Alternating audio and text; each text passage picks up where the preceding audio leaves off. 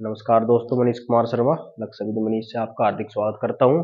और प्रतिशत का पार्ट 1 और पार्ट 2 आपका हो चुका, तो आज पार्ट 3 जिसमें बहुत ही महत्वपूर्ण क्वेश्चन होंगे जो आपके क्षेत्रफल और आयतन पर आधारित क्वेश्चन। क्षेत्रफल आयतन कैसे, जैसे किसी आकृति, वर्ग, वर्त, आयत, बेलन, शंकु, गोला, या तो किसी की भुजा त्रिज्या में आपको वृद्धि करने के लिए बोल देगा, और वृद्धि के बाद में क्षेत्रफल या आयतन में पूछ लेगा कितने प्रतिशत की कमी या वृद्धि होगी। क्वेश्चन में क्या होगा, क्वेश्चन में ज्यादा बदलाव नहीं होगा, बस क्वेश्चन की इतनी लैंग्वेज चेंज होगी कि आपको प्रतिशत डायरेक्ट ना देकर, प्रतिशत वृद्धि ना देकर, ये ना बोलकर कि प्रतिशत की एक बार वृद्धि की गई या 2 बार वृद्धि की गई, बस आपको ये बोल दिया जाएगा कि क्षेत्रफल में एक बार भुजा में या त्रिज्या में वृद्धि करके बताइए क्षेत्रफल या आयतन में कितनी वृद्धि होगी। तो चलिए दोस्तों, पहला क्वेश्चन हम लिखते हैं। पहला क्वेश्चन देखो, क्वेश्चन क्या है। एक क्वेश्चन को बहुत ही आराम से चलेंगे लेके, इस क्वेश्चन को इतने आराम से देखेंगे, इतने आराम से पढ़ेंगे, क्योंकि अगर हमारे ये एक क्वेश्चन समझ में आ गया, इसके बाद क्या होगा, इसके बाद सभी क्वेश्चन ऐसे होंगे, बस आपको हर क्वेश्चन के फॉर्मूले ध्यान रखने हैं। और फॉर्मूले ध्यान भी नहीं रखने, ज्यादा भी ध्यान नहीं रखने, ये नहीं है। ये किसी आयत, एक आगे इसमें आयत, आयत क्या है, आयत, वर्ग, वर्त, ये सब हम क्षेत्रफल में पढ़ेंगे, क्षेत्रफल और आयतन के चैप्टर में इन्हें हम पढ़ेंगे। लेकिन उससे पहले भी आ गया, तो उससे पहले भी हमें एक बार ये पढ़ने पड़ेंगे। तो क्षेत्रफल आयतन को अच्छी तरह से हम क्षेत्रफल आयतन के चैप्टर में पढ़ेंगे। यहाँ प्रतिशत पढ़ रहे तो केवल प्रतिशत के आधार पर पढ़ेंगे, लेकिन फिर भी उससे पहले एक बार हम ध्यान देंगे, किसी भी चार भुजाओं से मिलने वाली आकृति, आयत, जिसकी आमने सामने की भुजा बराबर हो, आयत कहलाती है। एक ऐसी आकृति जिसकी सभी भुजाएं बराबर हो, वर्ग कहलाती है। और ये वर्त कहलाती है। और वर्त या गोला जिसमें ऊंचाई होगी, उसके बाद सिलेंडर या बेलन। बेलन में क्या होगा, ये एक वर्त, एक वर्त, ये जब वर्त है तो वर्त में कोई त्रिज्या भी होगी, वर्त में त्रिज्या होगी, और ये हाइट होगी, यानी कि इसी में से अगर हम बीच से ऐसा काट लेंगे, यहाँ पर ध्यान देंगे, ये तो ये हमारा बन जाएगा शंकु। जब इन बीच से काटेंगे तो एक भाग ये, दूसरा भाग ये, और तीसरा भाग ये, मतलब ये एक तिहाई है, तो ये इसका एक तिहाई हिस्सा होगा। बस यहाँ से हमारे क्वेश्चन आएंगे। एक बार, 1 मिनट बस इनके फॉर्मूले पे ही एक बार ध्यान देंगे, उसके बाद डायरेक्ट क्वेश्चन करना शुरू करेंगे। आयत है, आयत का क्षेत्रफल, आयत का क्षेत्रफल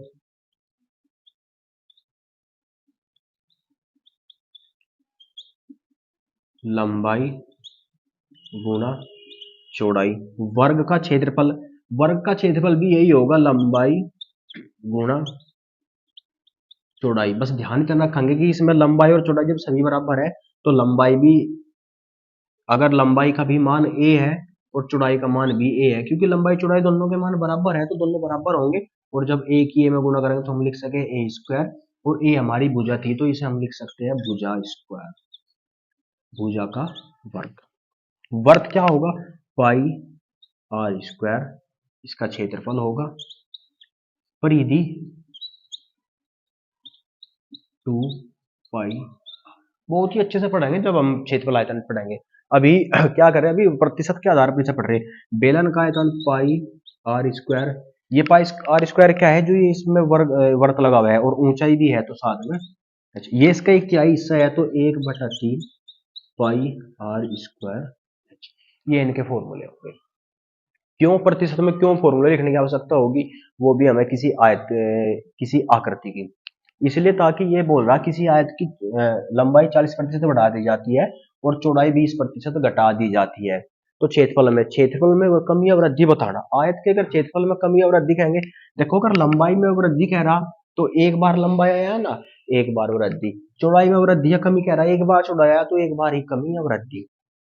वर्ग की किसी भी अगर भुजा में कमी या वृद्धि के लिए बोल लगा, और भुजा का हमने वर्ग कर दिया, भुजा के वर्ग का मतलब होता है एक भुजा को 2 बार लिखना। और जब 2 बार लिखेंगे तो हमेशा ध्यान रखेंगे कमी या वृद्धि 2 बार होगी। वर्त में पाई आर स्क्वायर, त्रिज्या का स्क्वायर यानी त्रिज्या की 2 बार गुना। और जब त्रिज्या की 2 बार गुना होगी तो ध्यान रखेंगे त्रिज्या की 2 बार गुना ही, इसका मतलब 2 बार कमी या 2 बार वृद्धि। उसके बाद बेलन, बेलन में क्या होगा, बेलन में आर की आर स्क्वायर, अगर केवल त्रिज्या की बात कही, त्रिज्या में कमी या वृद्धि की बात बोल रहा, तो 2 बार कमी या वृद्धि, और साथ में ऊंचाई भी दी तो ऊंचाई में 1 बार। और बेलन और आयतन दोनों समान है, बस ये इसका 1/3 हिस्सा है, तो जितनी कमी वृद्धि इधर उतनी बार ही कमी और वृद्धि इधर। तो चलो पहला क्वेश्चन देखेंगे हम। अब क्वेश्चन थोड़ा सा डायरेक्ट करेंगे इसका, अगर आपको स्क्रीनशॉट लेना तो इसका स्क्रीनशॉट रख लियो आप।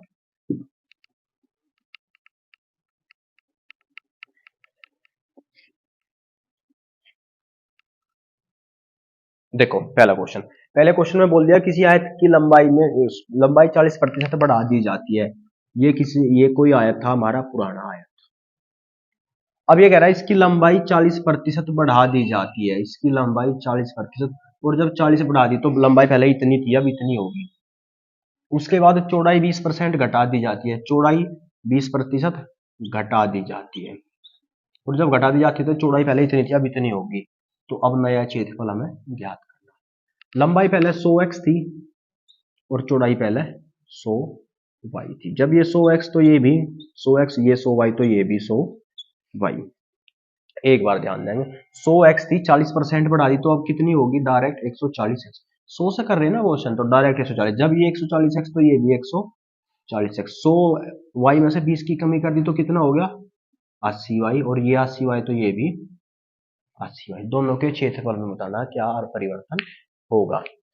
क्षेत्रफल इधर क्या होगा, 100 लंबाई गुणा चौड़ाई, 100x गुणा 100y, यानी कि 100x गुणा 100y, तो 10,000 xy। नया क्षेत्रफल क्या होगा, 140 लंबाई x गुणा चौड़ाई 80y। दोनों की गुणा कर लेंगे, 0 0, 8 चौक 32, 32 का 2 का हासिल लगे 3, 8 एक 8 और 3 11 x। क्षेत्रफल में कमी या वृद्धि बताना। पहला क्षेत्रफल कितना था, 10,000। नया क्षेत्रफल कितना आ गया, 11,200। पहला 10,000, अब की बार 11,200। क्षेत्रफल में क्या हो गया, वृद्धि होगी ना, ज्यादा आ गया। कितना ज्यादा आ गया, तो दोनों का अंतर निकाल लेंगे, और अंतर हो गया दोनों का 11,200 से घटाओगे 10,000 तो 1,200 की वृद्धि कितने में, 10,000 में, और गुणा 100। बस क्षेत्रफल आयतन में चला गया, लेकिन प्रतिशत कमी और वृद्धि होगी तो अपने उसी आधार से 1 2 3 4 ये काट ली, तो कितना प्रतिशत बच गया, 12, यानी कि 12% की ये आंसर।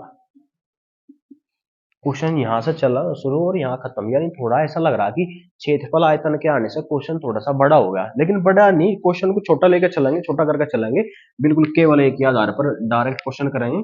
किसी आयत के क्षेत्रफल पर ही क्वेश्चन करेंगे, भुजा से लेकर। किसी आयत की पहले भुजा 100 थी, और ये कह रहा भुजा में कितने की वृद्धि, 40% की वृद्धि कर दी जाती है। वृद्धि कर रहे हैं ना, तो डायरेक्ट 40 में जोड़ के लिख देंगे, गुणा 140/100। अब की बार कितने की कमी कर दी, 20 की कमी, और कमी हो गया तो 100 में से माइनस करके लिखेंगे 80/100। 100 से 100, 2 जीरो से 2 जीरो, 14 8 112। 100 था पहला क्षेत्रफल, अब क्षेत्रफल 112 हो गया, तो अब हो गया 112, और पहला था हमारा 100। कितने की वृद्धि होगी, 12% की वृद्धि। अब के बाद क्या करेंगे, क्षेत्रफल आयतन से कैसे भी क्वेश्चन हमें मिल गए तो केवल इतना क्वेश्चन करेंगे, ये क्वेश्चन नहीं। तो अगला क्वेश्चन है भाई, अगला क्वेश्चन लेंगे, एक आयत की लंबाई में 20% की वृद्धि और चौड़ाई में 30% की वृद्धि की जाती है, तो क्षेत्रफल में कितने प्रतिशत की वृद्धि होगी। देखो पहला क्वेश्चन भी ऐसा ही था, पहले क्वेश्चन में था कि एक आयत की लंबाई में 40% की वृद्धि और चौड़ाई में 20% की कमी, उसमें एक बार वृद्धि और एक बार कमी हो रही थी।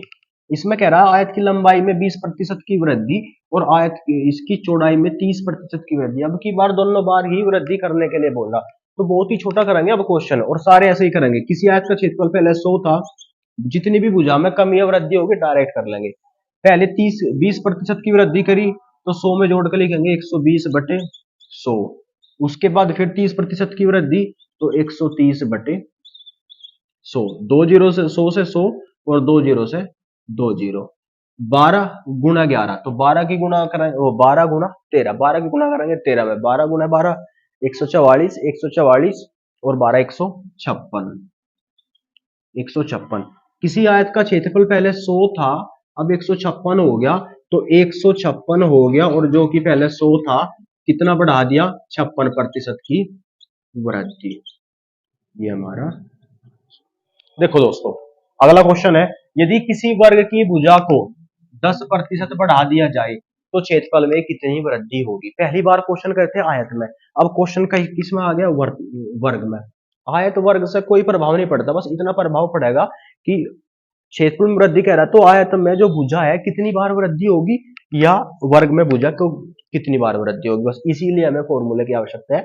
बाकी ये नहीं है कि उन फॉर्मूले से ही क्वेश्चन होंगे। वर्ग की भुजा को 10% बढ़ा दिया गया, हमने बताया था वर्ग का क्षेत्रफल क्या होगा, वर्ग का क्षेत्रफल होता है भुजा का वर्ग। भुजा का वर्ग का मतलब होता है भुजा गुना भुजा, भुजा की 2 बार गुना। अब जब 2 बार गुना हो रही है और एक भुजा 10% बढ़ा दी, तो ये भी 10 बढ़ेगी और ये भी 10 बढ़ेगी। ये पहले 100 थी, अब 110 होगी, ये भी पहले 100 थी, 110 होगी। तो क्षेत्रफल में देख लेंगे 100 गुना 110 बटे 100 और गुणा में 110 बटे 100। 100 से 100, 2 जीरो से 2 जीरो, 11 गुना 11 121। डायरेक्ट लिख देंगे, 100 था 121 हो गया, कितने की वृद्धि, 21% वृद्धि। देखो दोस्तों अगला क्वेश्चन, क्वेश्चन नंबर 4। क्वेश्चन बोल रहा है कि एक वर्ग की त्रिज्या में 50% की वृद्धि की जाती है तो क्षेत्रफल में कितनी वृद्धि होगी। अब की बार आयत से हमने क्वेश्चन कर दिया, वर्ग से क्वेश्चन कर लिया, अब क्वेश्चन हमारा वर्त में। आयत हो, वर्ग हो, वर्त हो, बेलन हो, शंकु हो, बस केवल हमें प्रतिशत से क्वेश्चन करने। आयत वर्ग वर्त जब पढ़ेंगे जब हम क्षेत्रफल पढ़ेंगे। तो क्या बोल रहा है, एक वर्त की त्रिज्या में, यहां पर इतना ही ध्यान रखना कि वर्ग वर्त आयत बोल रहा है और किसी की त्रिज्या या किसी की लंबाई ऊंचाई में वृद्धि के लिए बोल रहा, तो फॉर्मूले में क्षेत्रफल में कितनी बार इनका प्रयोग किया गया। तो वर्त का क्षेत्रफल पाई आर स्क्वायर, आर को कितनी बार प्रयोग किया गया, आर का स्क्वायर यानी आर गुना आर, आर की 2 बार गुना, और जब गुना 2 बार होगी तो वृद्धि भी 2 बार होगी, और कमी बोलते तो कमी भी 2 बार होती। पहले कितनी थी 100, 50 की वृद्धि कर दी, तो 100 में 50 बढ़ा देंगे 150 बटे 100, और उसके बाद फिर 150 बटे 100। इसके लिए फॉर्मूला भी है x प्लस वाई बटे 100, वहां से भी इसे हम कर लेंगे, देखेंगे एक बार। लेकिन 100 से 100, 2 जीरो से 2 जीरो, 15 गुना 15 225, 225 हो गया बढ़ने के बाद, और बढ़ने से पहले था 100, कितने की वृद्धि, 125% की वृद्धि। फॉर्मूले से भी कर लेंगे इसे हम, एक बार फॉर्मूले से देख लो, क्योंकि कुछ बच्चों ने कभी फॉर्मूले से किया होगा। फॉर्मूला प्लस एक्स वाई बटे 100, ये प्लस माइनस है दोनों, कमी होगी तो कमी करके लिखेंगे, वृद्धि होगी तो वृद्धि करके लिखेंगे। एक्स का मान पहली कमी या वृद्धि, प्लस वाई का मान दूसरी कमी या वृद्धि, और दोनों बार ही 50 की गई, तो दोनों बार वृद्धि, प्लस 50 गुना में 50 बटे 100। देखो 50 और 50, 100 प्लस 2 जीरो से 2 जीरो और 5 पंजे 25, तो 100 और 25 125, इससे आपका डायरेक्ट आंसर आएगा। लेकिन हम फिर भी इससे क्यों नहीं करते क्वेश्चन, इसलिए नहीं करते क्योंकि ये केवल वहीं कामयाब होगा जहां बस केवल 2 बार कमी या वृद्धि की बात होगी। किसी किसी क्वेश्चन में आपको 2 से ज्यादा भी कमी या वृद्धि करनी होगी, 3 बार भी कमी वृद्धि करनी होगी। अगर बात दो, हर क्वेश्चन ऐसे ही होते हैं जिसमें केवल 2 बार कमी वृद्धि करनी थी, तो उसमें हम केवल ये फॉर्मूला यूज करते हैं। ये फॉर्मूला हम इसलिए यूज नहीं करते हम, क्योंकि ये जो बेसिक फॉर्मूला है, मेन फॉर्मूला है, इसमें आप 2 वृद्धि, 3 वृद्धि, 4 वृद्धि कितने भी कर लो, और जब हमें इस फॉर्मूले का यूज करने के बाद भी कभी कभी इसका यूज करना हो, ये ऐसे कोई क्वेश्चन मिल जाएगा जिसमें ये ना लग के ये जरूरी हो लगाना, तो ऐसा नहीं कर सकते कि इसे छोड़कर सभी में इसे लगा ले। कमी होती जा रही तो कमी करके लिख लेंगे, वृद्धि होती जा रही तो वृद्धि करके लिख लेंगे, एक बार में इशारा करके लिख लेंगे। देखो वर्ग, आयत और वर्ग तीनों से क्वेश्चन होंगे। क्षेत्रफल तक हमने क्वेश्चन कर लिया, बात हम आयतन में कर रहे। आयतन में कोई ज्यादा, आयतन का मैं हमने ये तो नहीं पढ़ा ना, एक बार चलो देख लेंगे, चलो कोई बात नहीं। जो वर्ग है, वर्ग होगी एक 4 भुजाओं से मिलकर बनी आकृति ही वर्ग कहलाती है। लेकिन अगर इसमें हम साथ के साथ ऊंचाई भी बढ़ा दें तो यही हमारा घन बन जाती है। अगर इसमें हम ऊंचाई भी बढ़ा दें तो यही हमारी घन बन जाती है। और ये इसका क्षेत्रफल था हमारा भुजा का वर्ग, लेकिन इसका क्षेत्रफल हो गया हमारा भुजा का घन, भुजा की क्यूब, ए क्यूब। जब तीन भुजा का घन, भुजा की तीन घात यानी भुजा की तीन बार गुणा, तो वृद्धि होगी वो भी तीन बार और कमी होगी वो भी तीन बार। अब देखो हमने x प्लस वाई वाला फॉर्मूला इसीलिए आपको बताया था कि हर जगह नहीं लगने का। अब यहाँ पर ध्यान देंगे 10% बढ़ाया और हमें तीन बार बढ़ाना, फॉर्मूले में हम दो बार ही बढ़ा सकते हैं, या तो दो बार एक, दो का एक बार बढ़ा के फिर तीसरी बार के साथ रखेंगे उसे।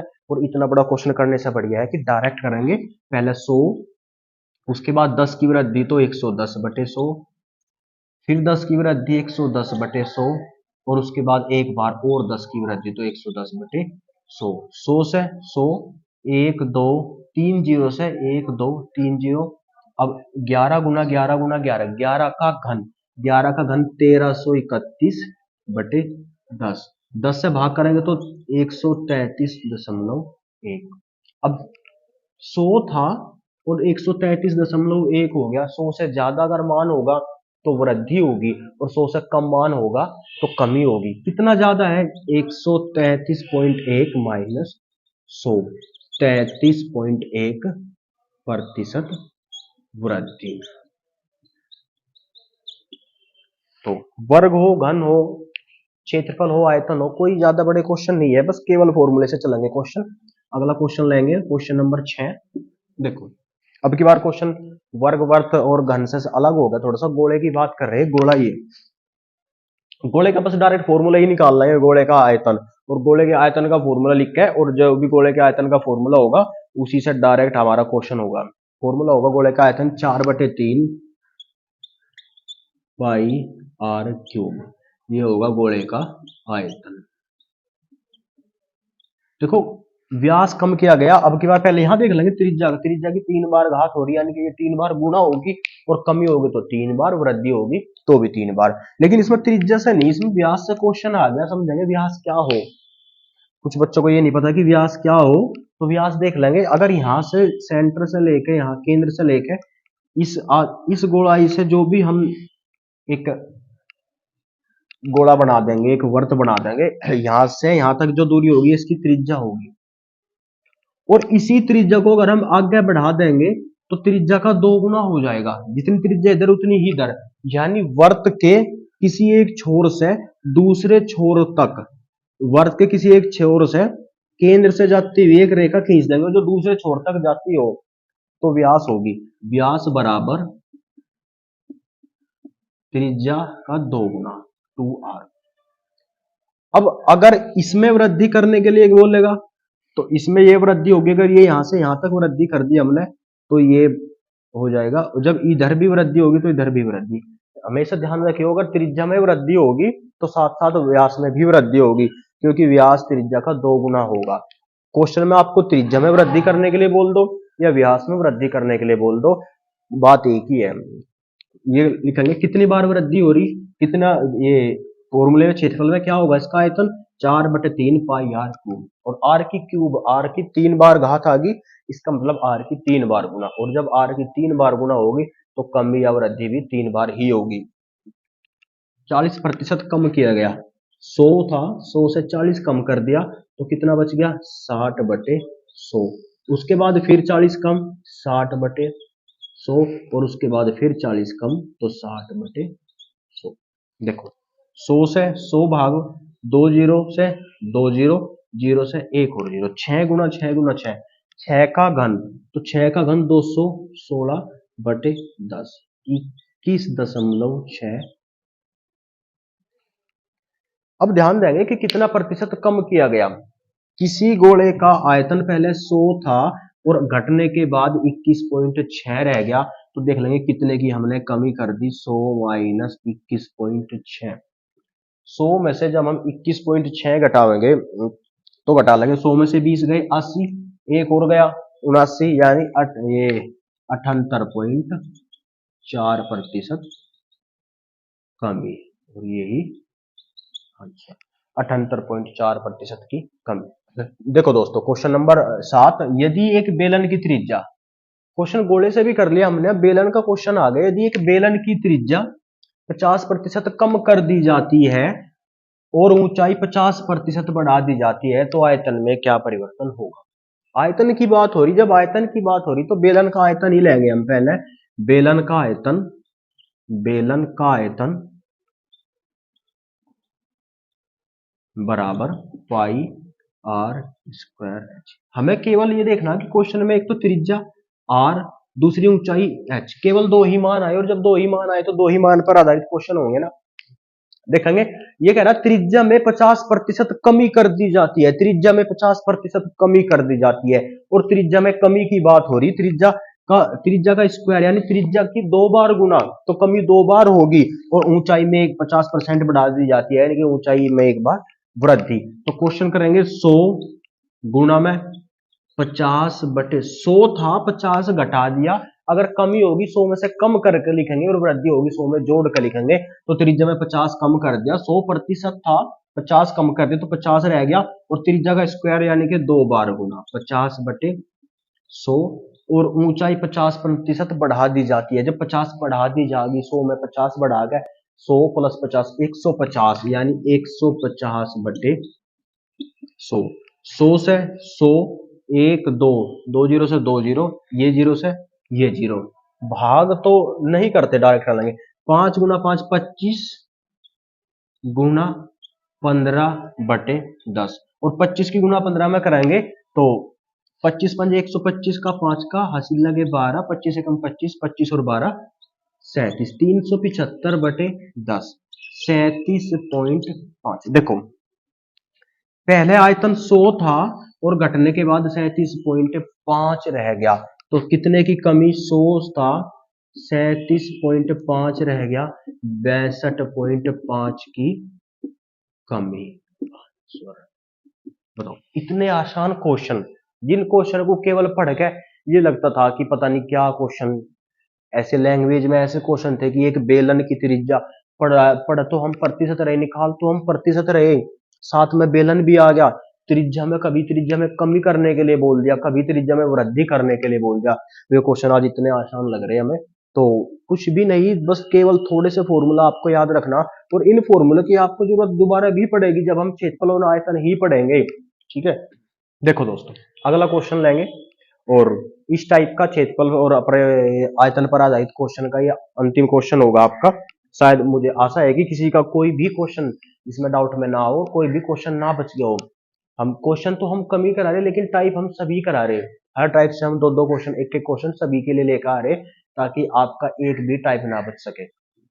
और देखो, एक शंकु, अच्छा शंकु अब की बार नई आकृति दे दी, और आकृति दे दिया शंकु। तो शंकु बेलन में से ही एक तिहाई हिस्सा शंकु होता है, जो जन्मदिन बर्थडे वाली टोपी हो ना, वही शंकु होता है, ये ही शंकु होता है। ये इसमें अगर इसे पूरा कर लेंगे हम, तो ये बन जाएगा हमारा ये पूरा बेलन। बेलन में एक हिस्सा ही बच गया, एक ही बच गया, और एक ये तीन हिस्से अगर बेलन के कर दो, तो तीन में से एक हिस्सा शंकु होगा, और जब एक हिस्सा शंकु होगा तो तीन में से एक हिस्सा यानी कि 1/3 होगा ना, तो शंकु बेलन का एक तिहाई हिस्सा होता है। क्षेत्र आयतन का formula pi 1/3 pi r square H.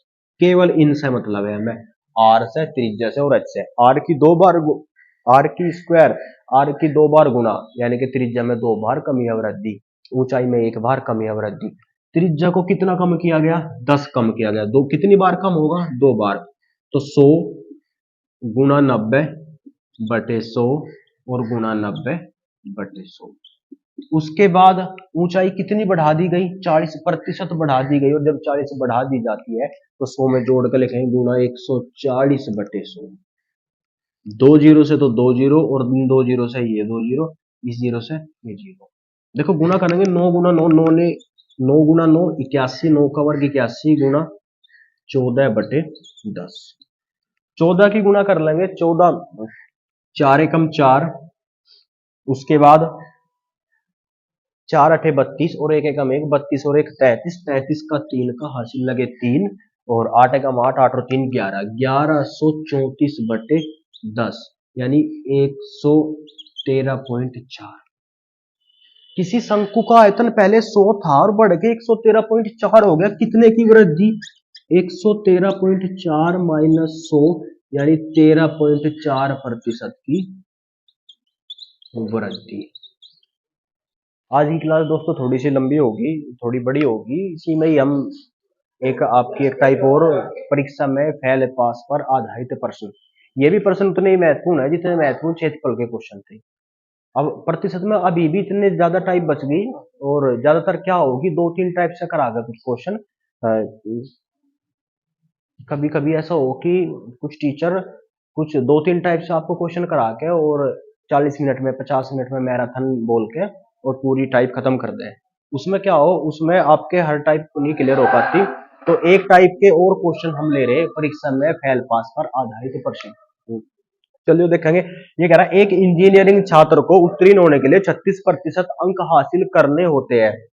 36% मतलब 100% का अगर पेपर होगा उसमें से 36% अंक लाने होंगे, तभी छात्र उत्तीर्ण होगा। देखो क्या हुआ, उसने परीक्षा में 53 अंक मिलते हैं और वह 37 अंकों से फेल हो जाता है, 37 अंकों से अनुत्तीर्ण हो जाता है। परीक्षा में अधिकतम अंक ज्ञात कीजिए। देखो, एक परीक्षा में अगर 100% अंक रहे होंगे और उत्तीर्ण होने के लिए, पास होने के लिए विद्यार्थियों को 36% अंक हासिल करने होंगे। अब पास होने के लिए 36% अंक हासिल करने, ये केवल प्रतिशत का मान दिया हमने क्वेश्चन में, जो प्रश्न में जो नंबर होंगे, नंबर का मान अलग होगा। ये प्रतिशत वैल्यू है, नंबरिक वैल्यू अलग होगी। तो 100 में से 100% में 36% पे हम पास है। उसके बाद कह रहा है इंजीनियरिंग छात्र को एक परीक्षा में 53 अंक मिलते हैं और वह 37 अंकों से फेल हो गया। देखो एक बात ध्यान से देखो, उसे 53 अंक मिले, उसने पेपर दिया, पेपर देने के बाद उसके परीक्षा में 53 अंक तो आ गए और अभी भी वो 37 अंक से फेल हो गया। अगर उसे 37 अंक और मिल गए होते तो वो पास हो जाता। अगर उसके 37 अंक और ज्यादा आ गए होते तो वो पास हो जाता। तो देखेंगे पास होने के लिए कितने नंबर की आवश्यकता थी, तो 53 तो उसके आ गए और 37 नंबर जो उसके कम रह गए वे, तो 53 और 37 तो 90। परीक्षा में पास होने के लिए कुल कितने अंक लाने थे उसे, तो परीक्षा में पास होने के लिए उसे 90 अंकों की आवश्यकता थी, लेकिन नंबर उसके 53 ही आए। अगर 37 नंबर और होते तो 90 अंक आ जाते। और पेपर क्वेश्चन कह रहा कि अगर 90 नंबर आ गए होते तो वो पास हो जाता, और नंबर नहीं ये कह रहा, अगर पास होना था तो उसे कितने प्रतिशत अंक लाने थे, 36% अंक। मतलब परीक्षा में पास होने के लिए जो अंक है, प्रतिशत वैल्यू 36, अगर 36% अंक उसके आ गए तो पास होगा। और ये कह रहा अगर 36% अंक लाने हैं तो आपको 90 अंक लाने होंगे। इसका मतलब 36% की वैल्यू 90 होगी। ये 36% अंक लाने के लिए उसे 90 अंक लाने होंगे, और परीक्षा में अधिकतम अंक हमें बताने, अधिकतम अंक। तो 90 बटे 36, 90 अंक कितने प्रतिशत की वैल्यू है, 36% की, तो 90 बटे 36। और अधिकतम अंक परीक्षा में कितने थे, 100% गुना 100। 9 से काट लेंगे, 9 से कट जाएगा 10 बार, और 9 चुक 36, 4 से काटेंगे 4 से 25 बार, 25 चौका 100, 25 गुना 10 250 अंक। परीक्षा में अधिकतम कितने अंक की आवश्यकता थी, तो परीक्षा में अधिकतम 250 अंक की आवश्यकता थी। देखो एक बार और ध्यान देंगे क्वेश्चन पे। एक परीक्षा में एक इंजीनियरिंग छात्र को परीक्षा में उत्तीर्ण होने के लिए 36% अंक हासिल करने थे। अगर परीक्षा 100 अंक की थी तो 100 में से 36 अंक उसे लेकर आने थे, और ये 100 में से 36 अंक उसे लेकर आने थे। लेकिन क्या हुआ, उसने उसे इतनी मेहनत करी और मेहनत थोड़ी सी कम रहेगी, उसे 53 अंक ही मिले। अगर उसे 37 अंक और मिल जाते तो वो पास हो जाता। पास होने का मतलब उसके 36% अंक आ जाते। देख लेंगे 53 अंक तो उसके आ गए, 37 की उसमें कमी रह गई, तो जो कमी रह गई, अगर कमी भी जोड़ देंगे तो प्राप्त अंक पता लग जाएगा ना कितने होंगे। तो 53 उसके नंबर आए, 37 उसने और नंबर अगर आ जाते, 37 से वो फेल हो गया, 53 37 90, अगर उसके 90 नंबर होते तो वो पास हो जाता। पास हो जाता मतलब कितने प्रतिशत अंक उसके होते, 36%। तो 90 अंक कितने प्रतिशत की वैल्यू है, 36% की। तो 36 बराबर 90, यानी 90 बटे 36 और 100%। अधिकतम अंक बताने के लिए अधिकतम अंक या अधिकतम प्रतिशत हमारा 100 होगा, तो गुना 100, 90 बटे 36 गुना 100, यानी 90 36 से काट लेंगे, कट जाएगा 250 बार। अधिकतम अंक परीक्षा में अधिकतम अंक 250 थे।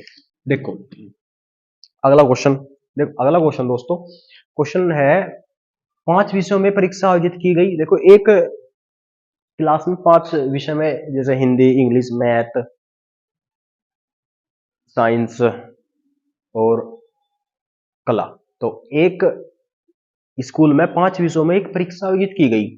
ये कह रहा है जहां अधिकतम अंक 100 थे या 100 नंबर का आपका पेपर था, जिसमें से एक छात्र एक्स एक्स ने एक छात्र ने 4 विषयों में, पहले विषय में 82, दूसरे में 97, 88 और 91 अंक हासिल किए।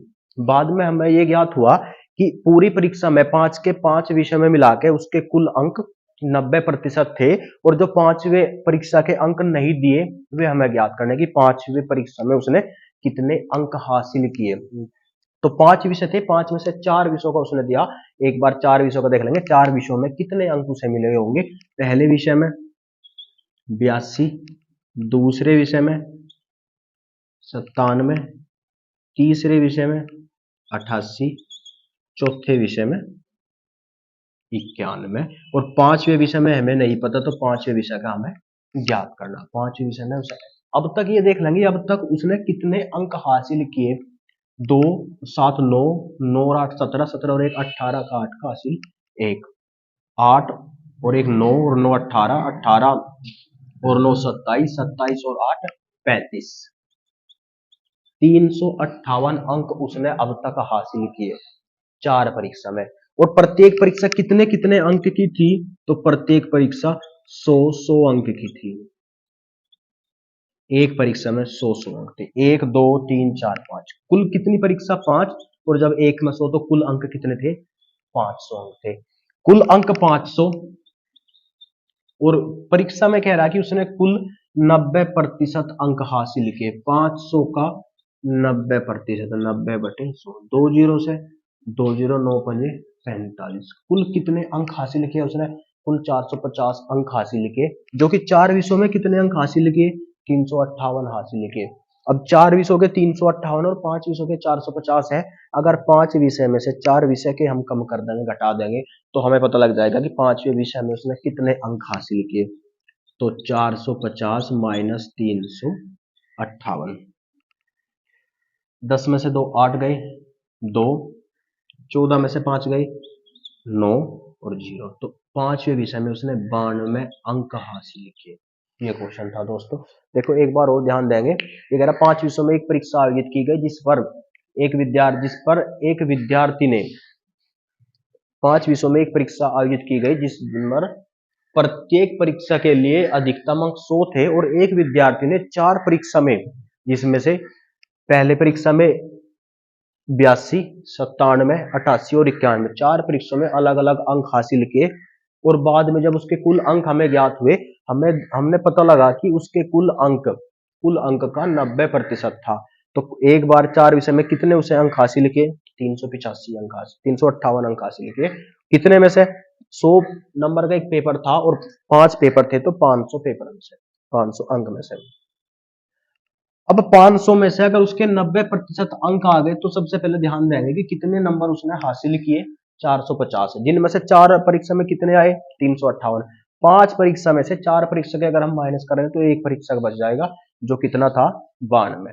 तो अगला क्वेश्चन लेंगे दोस्तों इस टाइप का, और इस पार्ट का लास्ट क्वेश्चन। तो अगला क्वेश्चन इस पार्ट का लास्ट क्वेश्चन दोस्तों, उसके बाद पार्ट 4 में भी ऐसे ही 2-3 टाइप के लेकर आ गए, और 5 पार्ट में आपका प्रतिशत कंप्लीट बिल्कुल खत्म कर देंगे। आपका डाउट कुछ भी नहीं बचेगा, एक टाइप का क्वेश्चन भी आपका नहीं बचेगा। अगला क्वेश्चन है लास्ट क्वेश्चन इस टाइप का, देखते हैं एक बार। एक छात्र ने 32% अंक हासिल किए। ये बोल रहा कि एक परीक्षा में एक छात्र ने 32% अंक हासिल किए और 6 अंकों से फेल रह गया। अगर परीक्षा में 100% अंक थे और 100 में से उसने 32% हासिल किए, लेकिन फिर भी 6 अंक से फेल हो गया। 6 अंक से फेल हो गया मतलब 6 अंक अगर उसके और आ जाते तो पास हो गया था वो। उसके बाद कह रहा यदि उसने 100 में से 36% अंक हासिल किए होते, 100 में से 36% अंक हासिल किए होते, तो 2 अंक, वो 2 अंकों से उत्तीर्ण हो गया होता, यानी उसके 2 नंबर अभी भी ज्यादा थे। अगर ये नंबर हम 2 कम भी कर ले तो जब भी वो उत्तीर्ण हो गया होता। देखो समझेंगे एक बार, ये कह रहा है एक परीक्षा में एक विद्यार्थी ने 32% अंक हासिल किए और 32% अंक लाने के बाद भी 6 अंकों से फेल हो गया। दूसरी बार उसने मेहनत करी और मेहनत करके उसके 36% अंक आए, और बाद में देखा गया कि उसके उत्तीर्ण होने से भी 2 अंक ज्यादा थे। तो ये बताना उत्तीर्ण होने के लिए कितने प्रतिशत अंकों की आवश्यकता होगी। देखो 100 में से अगर 32% अंक उसके आ गए तो 6 अंकों से वो फेल हो गया, और 100 में से अगर 36% उसके अंक आ गए तो 2 अंक से वो पास हो गया, अभी भी उसके 2 नंबर ज्यादा है। तो 100 में से 32% लाने के बाद भी 6 नंबर से फेल हो गया, और 36 लाने के बाद 2 अंक से ज्यादा।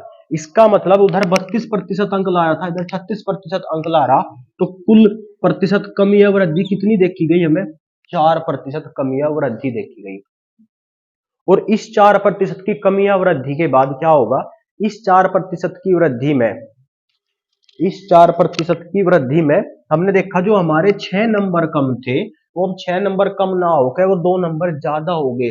मतलब जो 6 नंबर कम थे पहले तो हमने वे पूरे किए, और उसके बाद जो 2 नंबर कम ज्यादा आए थे वे, तो 6 और 2 कुल मिला के 8 नंबर का अंतर आ गया। और 4% बराबर 8 है, यानी कि 1% बराबर 2, और जब 1 बराबर 2 तो 100 बराबर 200। पास होने के लिए कितने अंकों की आवश्यकता थी? तो पास होने के लिए 200 अंकों की आवश्यकता थी। देख लेंगे इस क्वेश्चन को एक बार और। ये कह रहा है कि उसके अंक अंक पहले जो कम थे, उसके अंक जो पहले कम थे 6 थे, और अगली बार जो ज्यादा रहे वे 2 रहे।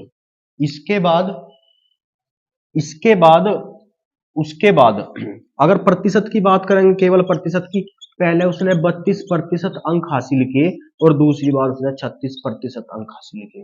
देखो थोड़ा सा बदलाव तो रहा कि पहली बार 32% अंक हासिल किए तो 6 अंकों से फेल हो गया, और अगली बार 36% अंक हासिल किए तो 2 अंकों से वो पास हो गया, 2 अंक उसके ज्यादा आ गए। इसका मतलब प्रतिशत में थोड़ा बहुत भी कमी वृद्धि करने के बाद भी नंबरों में कमी या वृद्धि होगी। बस इतना बड़ा क्वेश्चन ना करके केवल यहां से भी हम इसे कर सके, डायरेक्ट क्वेश्चन करेंगे एक ही लाइन में। कैसे? सबसे पहले अंकों में अंतर, अंकों में अंतर, और अंकों में कितना अंतर रहा? 6 अंक से फेल था, 6 अंक से फेल था, और पहले तो ये 6 अंक पूरे किए, उसके बाद 2 अंक से फिर पास भी हो गया, तो कुल अंकों में कितना अंतर आ गया? 8। उसके बाद प्रतिशत अंतर, प्रतिशत अंतर, प्रतिशत अंतर पहले 32 था और बढ़ के अब 36 हो गया, तो कितने का अंतर आ गया? 4% का। ध्यान देंगे 4% का अंतर आने की वजह से हम 8 अंक आगे निकल गए। तो अंकों में अंतर बटे प्रतिशत अंतर और गुणा 100। जैसे अंकों में अंतर कितने का अंतर आ गया? 8 का, और प्रतिशत अंतर कितना है? 4 और गुणा 100।